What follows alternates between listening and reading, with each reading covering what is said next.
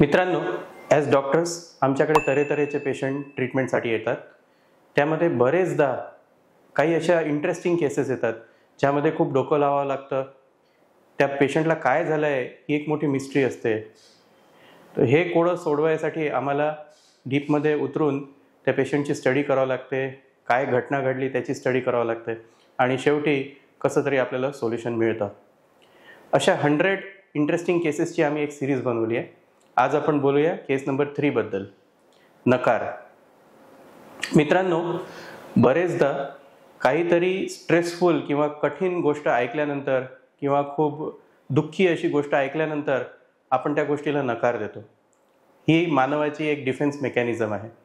म्हणजे जेव्हा पण कोणती गोष्ट आपल्याला सहन होत नाही, आपण तिला नकारतो, हे समजून की आपण त्याला नकारलं तर ती कदाचित खरी ठरणार नाही. पण मित्रांनो, हे केल्याने बरेचदा विविध प्रकारचे नुकसान होतात. आजच्या या केसमध्ये अशीच एक घटना घडली. ही गोष्ट आहे एका यंग पेशंटची, जो माझ्या ओपीडीत आला होता. 28 वर्षाचा इसम. त्या माणसाला वारंवार रात्रीचा ताप येत होता. रोज त्याला ताप यायचा, थंडी वाजायची, त्याला जेवण नव्हतं जात, वीकनेस येत होती शरीरात आणि अशक्तीमुळे त्याचं चालणं फिरणं बंद होतं.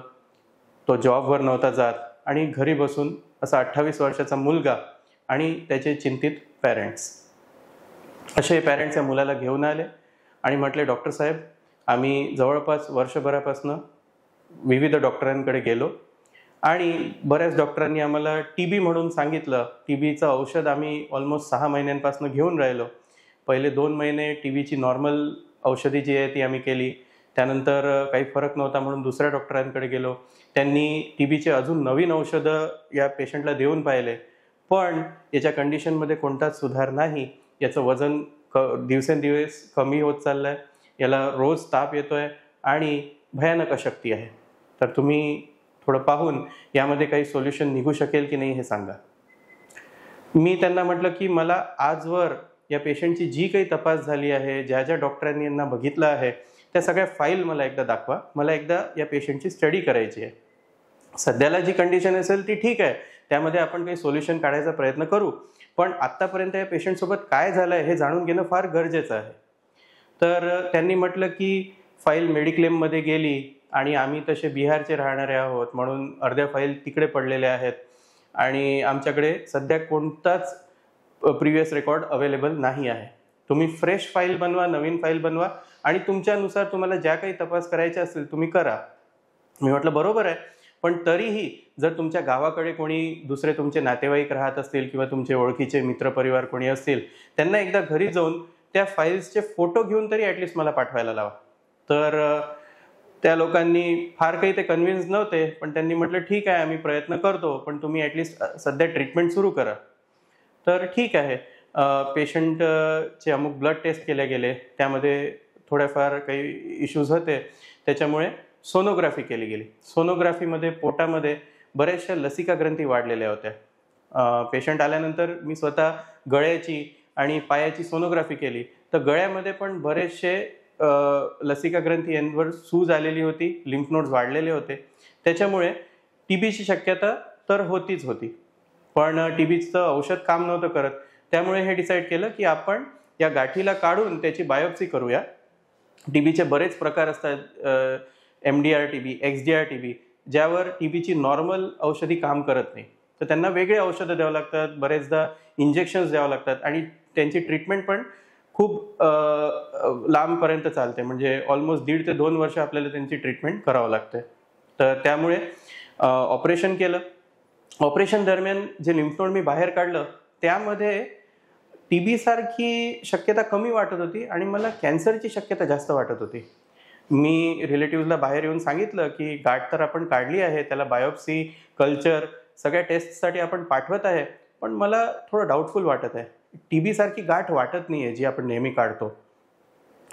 तर तरी त्या लोकांनी म्हटलं ठीक आहे, तरी डॉक्टर साहेब तुम्ही पाठवा गाठ आणि आपण पाहूया रिपोर्टमध्ये काय येतं. 4 दिवसांनी रिपोर्ट आला आणि पेशंटला लिम्फोमा नावाचा कॅन्सर हा त्या रिपोर्टमध्ये आढळला. त्यावर नंतर पुन्हा एकदा तपास केले गेली. इम्युनोहिस्टोकेमिस्ट्री नावाची फर्दर तपास त्याच्यावर केली गेली आणि क्लासिकल हॉजकिन्स लिम्फोमा असा प्रकार त्यात आला. मी पेशंटला त्याच्या आईवडिलांना OPD बोलवलं आणि समजवलं की यामध्ये ट्यूमर सारखं आलं आहे, हा एक प्रकारचा ब्लड कॅन्सरच आहे आणि आजकाल नवीन टेक्नॉलॉजीमुळे, नवीन औषधांमुळे मेडिकल ऑन्कोलॉजिस्ट याला चांगल्या प्रकारे ट्रीट करू शकतात आणि ओव्हरऑल हॉजकिन्स लिम्फोमाचा रिझल्टही चांगला आहे. हा चांगल्या प्रकारचा कॅन्सर आहे.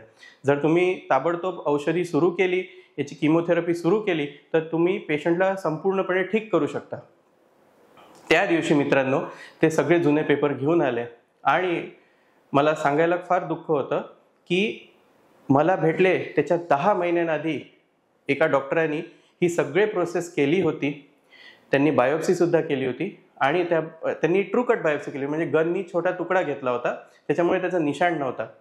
पण मित्रांनो त्या बायोप्सीमध्ये सुद्धा पेशंटला हॉजकिन्स लिम्फोमा आला होता.